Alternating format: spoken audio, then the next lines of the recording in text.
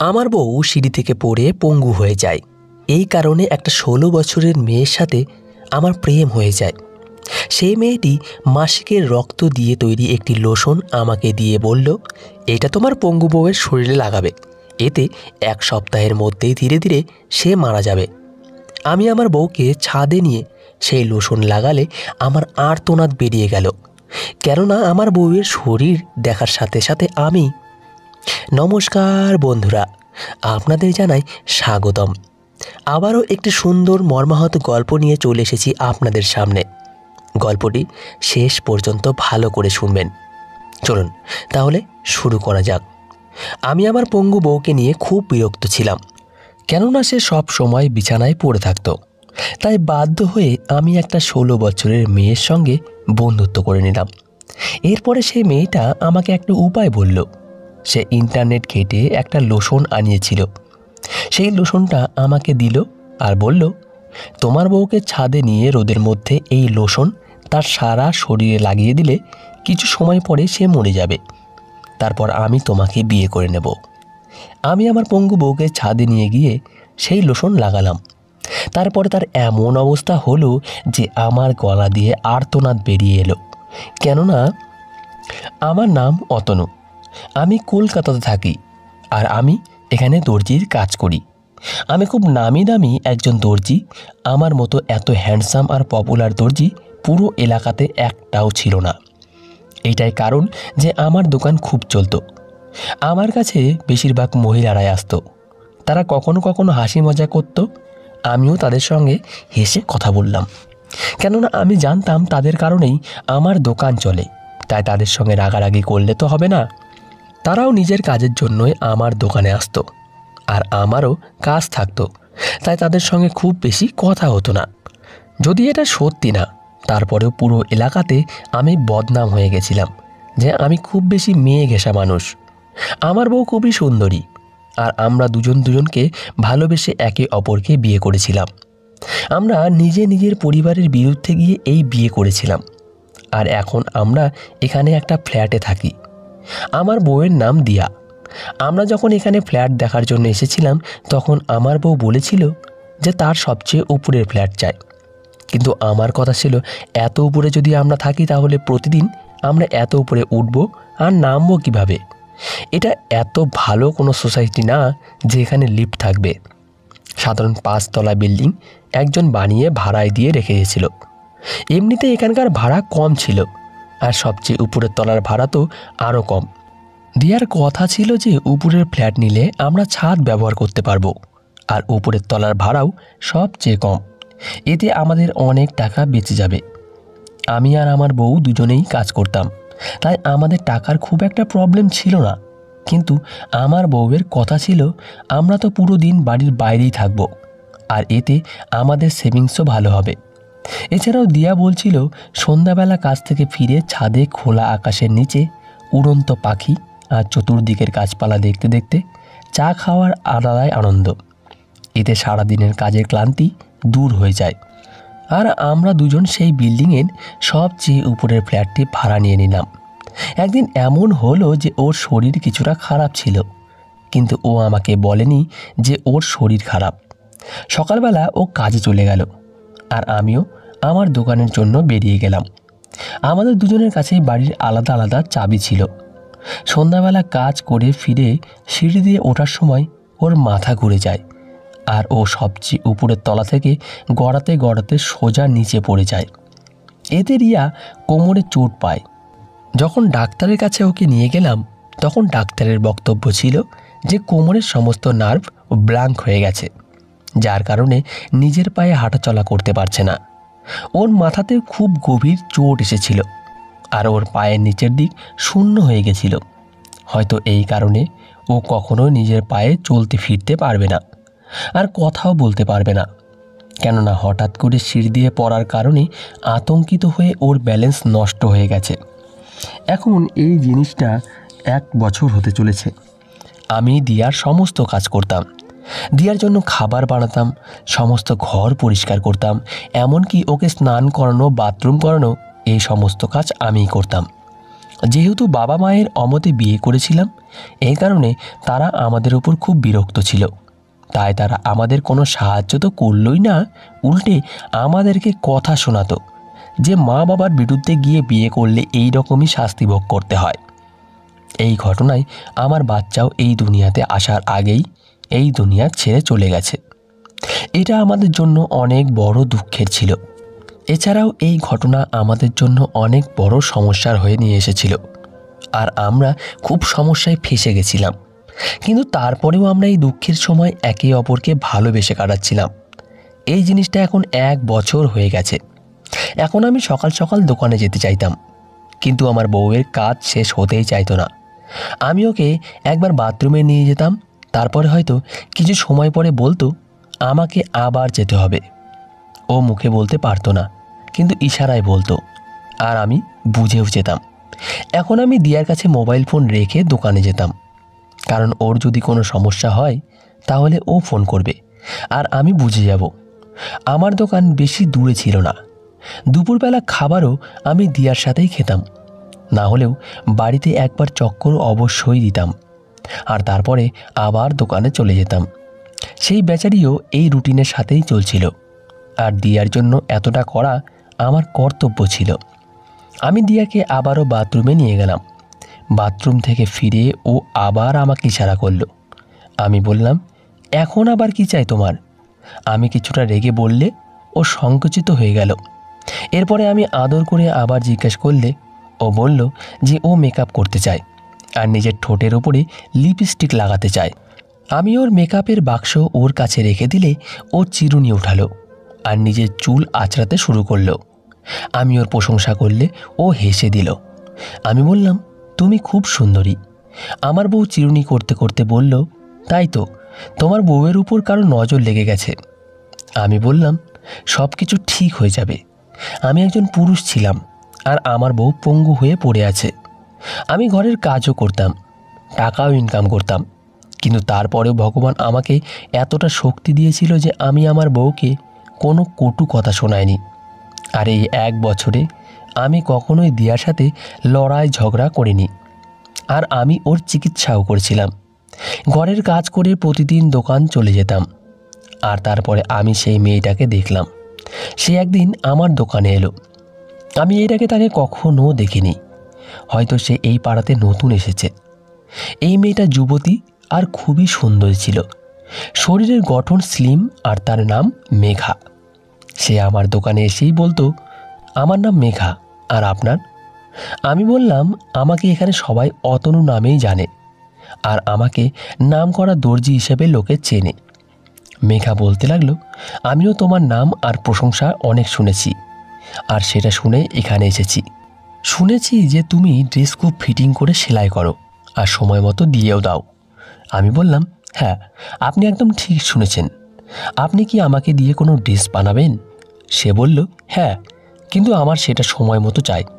আসলে আমাদের পরিবারে একটা বিয়ে আছে, আর এই বিয়েতে আমি প্রতিদিন নতুন নতুন ড্রেস পরে সবার থেকে আলাদা দেখতে চাই। এই কারণে আমি প্রায় 15-16টা ড্রেস বানাতে চাইছি। আপনি কি আমার এই কাজটা করে দিতে পারবেন? আমি বললাম, হ্যাঁ, কিন্তু আর্জেন্ট কাজের জন্য টাকা কিছুটা বেশি লাগবে। সে বলল, টাকার চিন্তা করবেন না। যদি আমি আপনাকে দিয়ে এতগুলো আর এত দামি ড্রেস বানাতে পারি, তাহলে টাকাও দিতে পারবো। আমার কাছে টাকার কোনো অভাব নেই। আমি খুশি হয়ে গেলাম যে যাক, আমি অনেক বড় একটা অর্ডার পেয়ে গেছি। অনেক দিন থেকে আমার ব্যবসা ঢিলঢালা ছিল, আর দিয়ার চিকিৎসার জন্য আমার টাকার খুব প্রয়োজন ছিল। তাই এতগুলো কাজ পাওয়াতে আমি খুব খুশি হলাম। এখন বিয়ের সিজন ছিল না, তাই ব্যবসা খুব ডাউন চলছিল। কিন্তু কিছু লোক আছে যারা অসময়ে বিয়ের প্রোগ্রাম পাতিয়ে নেয়। আমি খুশি মনে সেই মেয়েটার সমস্ত অর্ডার নিয়ে নিলাম। সেই মেয়েটা নিজের সাথে আনা কাপড় আমাকে দিল আর বলল, কালকে আমি ফোনে ছবি পাঠিয়ে দেব যে আমি কোন ডিজাইনের ড্রেস বানাতে চাই, তাই আপনাকে আপনার নম্বর দিতে হবে। আমি খুশি খুশি নিজের মোবাইল নম্বর সেই মেয়েটাকে দিয়ে দিলাম। পরের দিন আমি আমার দোকানের কাজ করছিলাম। তখন সে আমার দোকানে এলো আর নিজের মোবাইলে অনেক রকম ড্রেসের ডিজাইন দেখালো।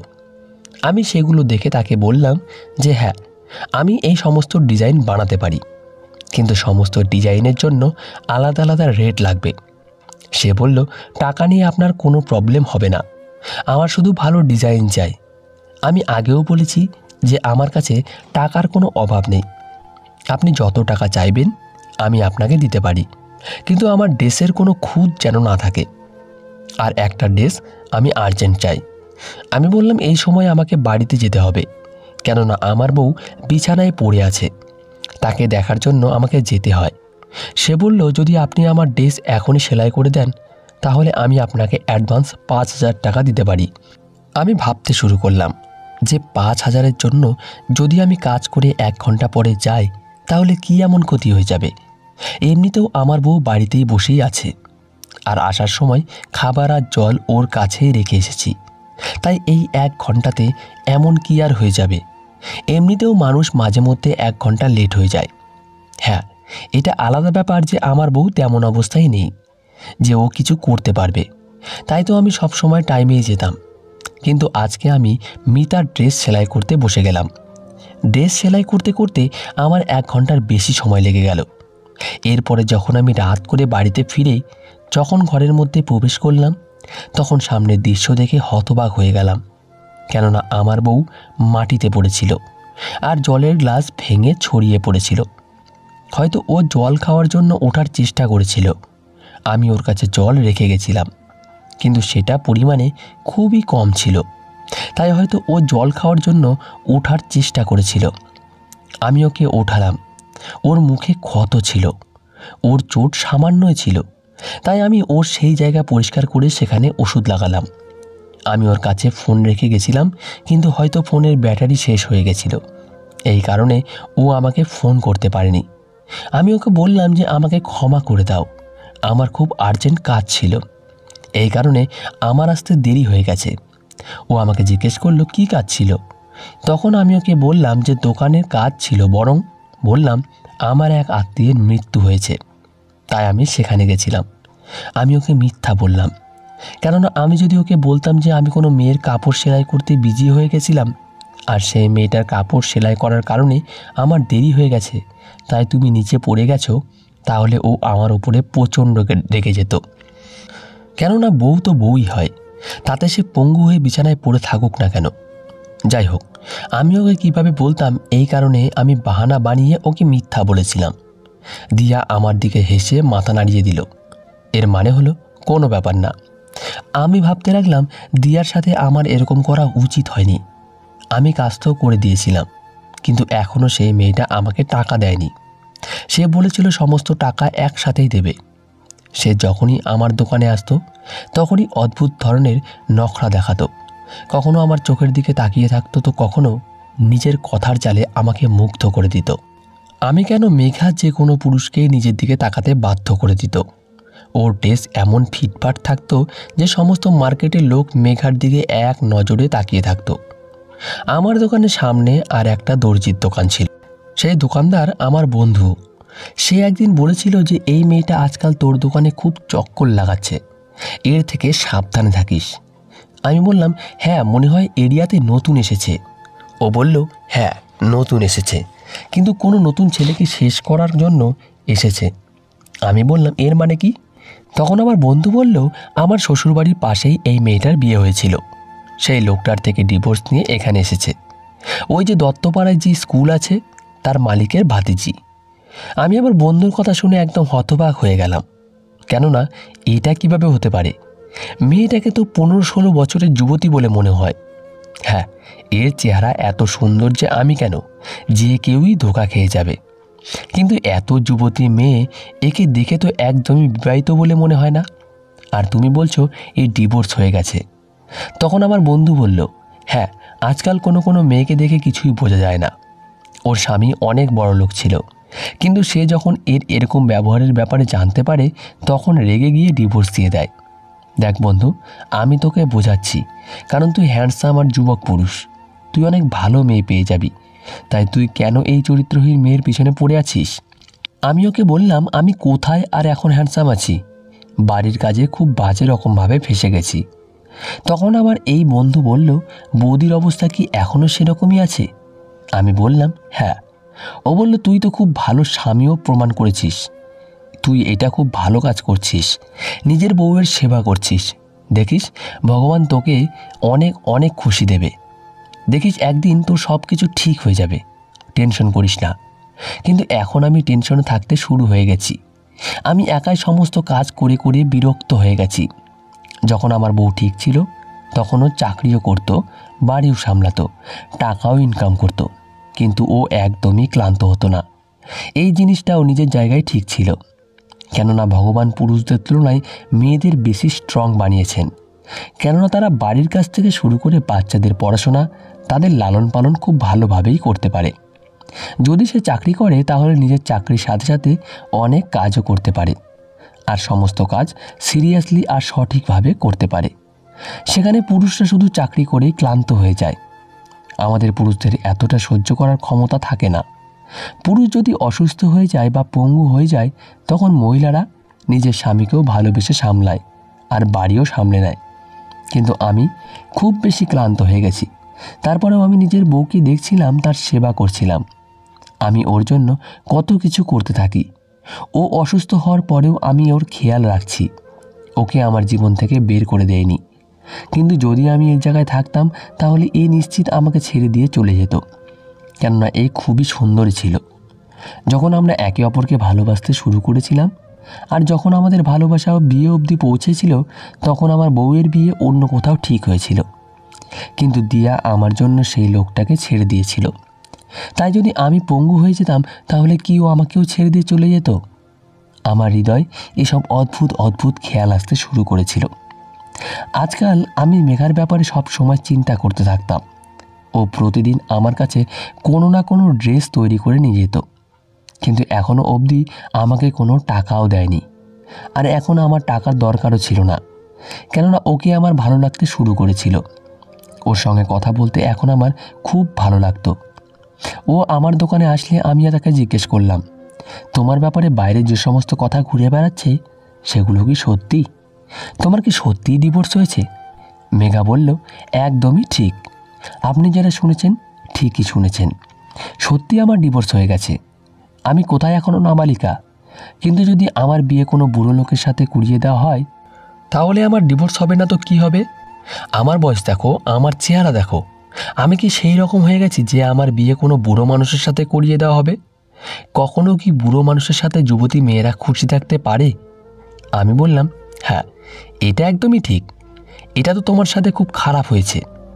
ও বলল, আমার কপাল ভালো ছিল যে আমি ডিভোর্স পেয়ে গেছি, যদি ডিভোর্স না হতো তাহলে আমি খুব অভাগা হতাম।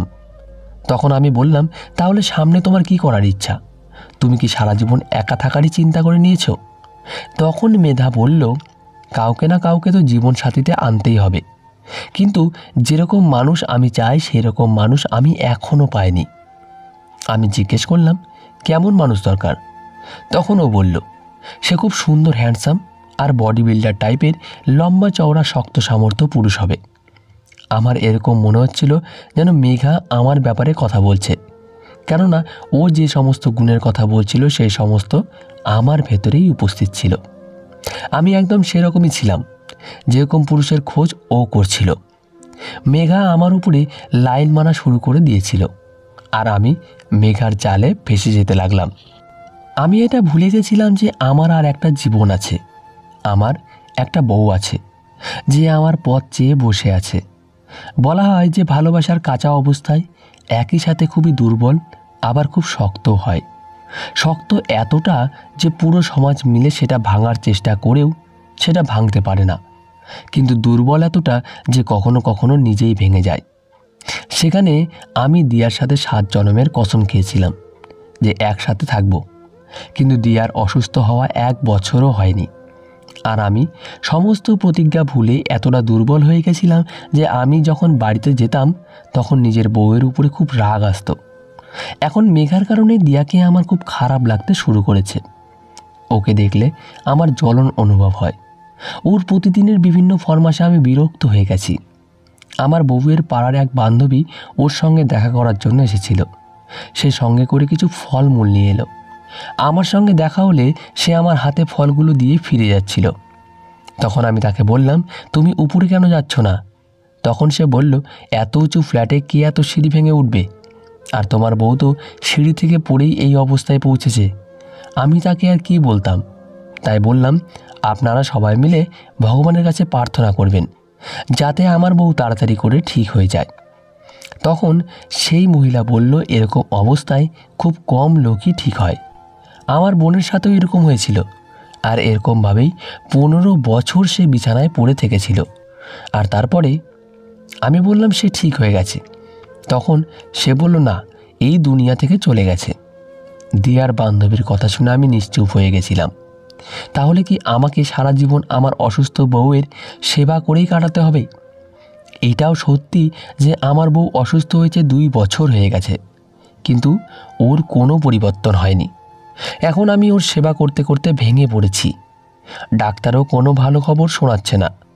তারপরেও আমি দিয়াকে প্রত্যেক মাসে ডাক্তারের কাছে নিয়ে যেতাম। একদিন আমাকে মেঘা খুব অদ্ভুত একটা কথা বলল। ও বলল, আমি তোমাকে পছন্দ করি আর তোমাকে বিয়ে করতে চাই।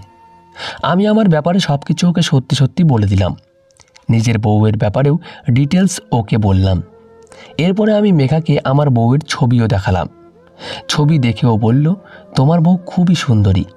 এরপরে ও আরও বলল, দেখো, এখন তুমি আগের মতো যুবক নেই। বউয়ের সেবা করতে করতে তোমার ভেতরে বয়স্ক ভাব এসে গেছে। তুমি সারা জীবন বউয়ের সেবা করতেই থাকবে আর সেই পঙ্গু মেয়ের গোলাম হয়েই জীবন কাটাবে। এখনও তোমার অনেক বয়স বাকি আছে। তুমি একজন পূর্ণবয়স্ক যুবক পুরুষ। বউয়ের টেনশনে তুমি তোমার বয়সের থেকে বেশি বয়স্ক হয়ে গেছো। আমি চাই তুমি আবারও নিজের যুবক বয়সে ফিরে এসো। আর চলো, আমরা দুজন পালিয়ে বিয়ে করে নেই। তোমাকে টাকা পয়সা নিয়ে চিন্তা করতে হবে না। টাকা পয়সা তো আমি ডিভোর্স নেওয়ার সময় নিজের পুরো স্বামী থেকে অনেক পরিমাণে নিয়ে এসেছি, তাই আমাদের টাকা পয়সার কোনো অভাব নেই।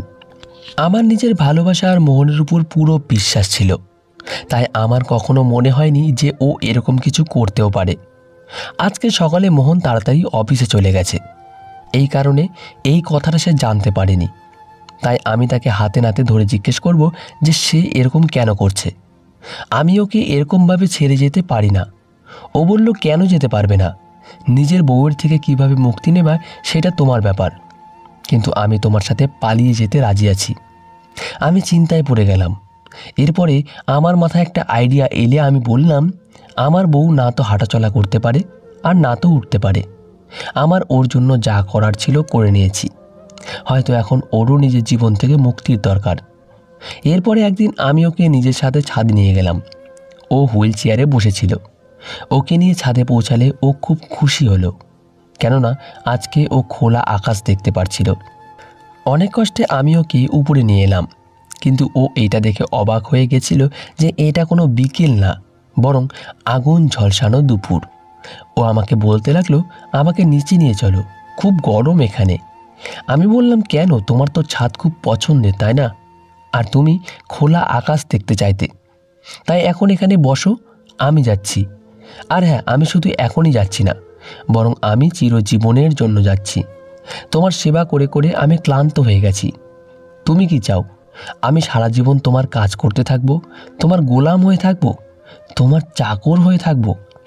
আমার চেহারা দেখো, তোমার মতো একটা না, বরং 10টা মেয়ে যে তুমি কখনো নিজের পায়ে চলতে পারবে না। আমার কথা শুনে আমার বউ করুণ চোখে আমাকে না করে যেতে লাগলো, কিন্তু আমি তাকে বললাম, তুমি এখানেই পড়ে থাকো। 3-4 দিনে না হলেও 1 সপ্তাহের মধ্যে তুমি নিজের জীবন থেকে চিরজীবনের মতো মুক্তি পেয়ে যাবে। যতদিনে লোকজন জানতে পারবে যে তুমি এই দুনিয়াতে নেই, ততদিনে আমি এখান থেকে অনেক দূরে চলে যাব। একটা মেয়ে আছে যাকে আমি ভালোবাসি, ব্যাস ওর সাথেই যাচ্ছি। এরপর আমি ওর হুইল চেয়ার ব্লক করে দিলাম। এখন ও নিজের হুইল চেয়ারকে ঘোরাতেও পারবে না। ও হতভম্ব হয়ে হুইল চেয়ারে বসে থাকলো। এমনিতেও ওর এক হাত কাজ করতো না। ও নিজের চাপা চাপা আওয়াজে চিৎকার করতে লাগলো, আমাকে ডাকতে লাগলো, কিন্তু আমি ফিরেও দেখলাম না। আমি সোজা নিজের ঘরের মধ্যে চলে গেলাম আর নিজের জিনিসপত্র গোছাতে লাগলাম। আমি নিজের ফোন বের করে মেঘাকে ফোন করলাম। মেঘাও রেডি হয়ে থাকবে বলল। নিজের জিনিসপত্র গোছাতে গোছাতে দুপুর থেকে রাত 9টা বেজে গেল, কেননা আমরা দুজন রাতের বেলাতেই বের হতে চাইতাম, যাতে কেউ আমাদের দেখে না নেয়। রাতের বেলা আমরা দুজন সেই বিল্ডিং ছেড়ে চলে গেলাম। আর যাওয়ার আগে আমি আমার সেলাইয়ের দোকানে খালি করে দিয়েছিলাম। এখন আমাদের এখানে আসা 1 মাস হয়ে গেছে, কিন্তু আমার আগের বউয়ের ব্যাপারে কোনো খবরই জানতাম না, যে ও জীবিত আছে না মরে গেছে। কয়েকদিন পরে আমার মোবাইলে আসা একটা মেসেজ আমার পুরো দুনিয়া উল্টে পাল্টে করে দিল। আমার বউ দিয়া নিজের পায়ে দাঁড়িয়ে গেছিল।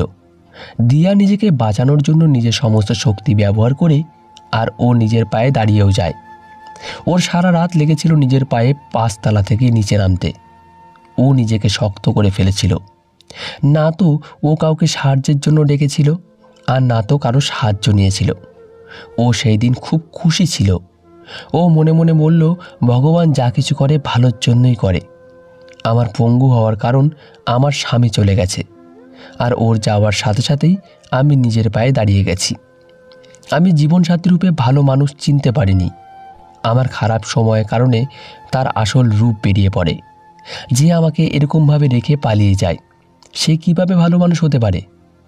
আমার বউ সোজা নিজের বাবার বাড়িতে গিয়ে তাদের পা ধরে কান্না করতে লাগলো, আর বলল, মা, তোমরা আমার জন্য যাকে পছন্দ করেছিলে হয়তো সে আমার জন্য ঠিক ছিল, আর যাকে আমি নিজের জন্য পছন্দ করেছিলাম সেই মানুষটা একটা অমানুষ ছিল। দিয়ার বাবা মা দিয়াকে আপন করে নিয়েছিল, আর তারা বলেছিল, কোনো ব্যাপার না মা, ভুল তো মানুষ মাত্রই হয়। দিয়ার মা আরও বলল, কোনো ব্যাপার না মা, প্রথমে তুই পুরো ঠিক হয়ে যা, তারপরে আমরা তোর ব্যাপারে কিছু চিন্তা ভাবনা করব। এভাবেই দিয়ার 2 বছর কেটে গেল, আর ও এখন পুরো দমে সুস্থ হয়ে গেছিল। আর এদিকে আমার খারাপ দিন শুরু হয়ে গেল। মেঘা কোনো ভালো মেয়ে না। ও কাপড়ের মতোই বয়ফ্রেন্ড বদলাতে থাকতো। যত টাকা আমি ইনকাম করতাম ও নিজের মেকআপ আর লিপস্টিকে উড়িয়ে দিত। আমি এখন প্রতিদিন পস্তাতে লাগলাম। দিয়ার কাছে ক্ষমা চাইতে চাইলাম, কিন্তু দিয়া দেখা করতে চাইল না। ও বলল যে আমি একবার ভুল করে ফেলেছি, আর সেই জিনিসটা নিয়ে আমি আজ অবধি পস্তাচ্ছি। মেঘার একটা বাচ্চা ছিল, কিন্তু আমি নিশ্চিত জানতাম এই বাচ্চা আমার না। মেঘা আমাকে ছেড়ে কবেই চলে গেছে, আর এখন আমি সেই বাচ্চাটাকে পালছি। প্রতিদিন দিয়ার কাছে নিজের ভুলের জন্য ক্ষমা চাইতাম। ওর সাথে আবার আগের মতো জীবন কাটাতে চাইতাম, কিন্তু দিয়ার বাবা মা দিয়াকে আমার সাথে পাঠাতে চাইতো না, আর দিয়াও আমার সাথে থাকার জন্য রাজি ছিল না। এখন আমি নিজের কৃতকর্মের জন্য খুব পস্তাচ্ছি। দিয়া নিজের জায়গায় একদম ঠিক ছিল। এখন আপনারা সবাই আমাকে বলুন যে আমি আমার বউকে কিভাবে মানাবো। এখন আমি দিয়াকে পেতে চাই। দিয়াকে ছাড়া আমি অপূর্ণ। আপনারা আমাকে এমন আইডিয়া বলুন যাতে আমার বউ দিয়া আমার সাথে এসে থাকতে শুরু করে। আমি জানি আমি খুব খারাপ মানুষ, কিন্তু আমি শুধরাতে চাই, আর বাকি জীবন দিয়ার সাথে কাটাতে চাই। আপনারা সবাই দিয়াকে মানাতে আমার সাহায্য করুন। আমি খুব অসহায় হয়ে গেছি। আমার মা বাবাও আমাকে সাপোর্ট করে না। তারা তো আগেই আমাকে অনেক কথা শুনিয়েছিল যখন আমি দিয়াকে বিয়ে করেছিলাম, আর এখন যখন দিয়া আমার জীবনে ছিল না তখনও তারা আমাকে স্বীকার করে নেয়নি। তারা তো বলেই দিল যে তুই একটা জঘন্য মানুষ, তোকে আমাদের বাড়িতে কোনো মতেই জায়গা দেব না, না হলে না জানি কবে তুই আমাদেরও মেরে ফেলবি। দিয়া আমার উপরে কোনো কেস করেনি, কিন্তু আমি নিজের অপরাধের শাস্তি প্রতিদিন পাচ্ছি। এখন আমি একাই সেই বাচ্চার সাথে থাকি। আমি সেই বাচ্চাটাকে ভালোবাসি, কিন্তু ও আমার নিজের রক্ত নয়। মেঘা আমার সাথে খুব খারাপ করেছে, হয়তো আমি এটারই যোগ্য ছিলাম। আমি মেঘার ব্যাপারে তো জেনে গেছি যে আজকাল ও অন্য একটা ছেলের সাথে থাকে, কিন্তু সে এখনও ওকে বিয়ে করেনি। আমি তো মেঘাকে বিয়ে করেছিলাম, কিন্তু আমি ওকে রাখতে চাই না। আমি বাচ্চাটার ডিএনএ টেস্ট করিয়েছিলাম, কিন্তু এ আমার বাচ্চা না। কিন্তু এতে এই বাচ্চাটার কোনো দোষ ছিল না। এখন আমি এই বাচ্চাটা দুজনেই থাকি। এখন আপনারাই বলুন, আমার কি এই বাচ্চাটাকে মেঘাকে দিয়ে দেওয়া উচিত না উচিত না? তো বন্ধুরা, আজকের গল্পটি এই পর্যন্তই। গল্পটি কেমন লাগলো অবশ্যই কমেন্টে জানাবেন। ভালো লেগে থাকলে অবশ্যই একটি লাইক করবেন। ধন্যবাদ সকলকে। ভালো থাকবেন, সুস্থ থাকবেন।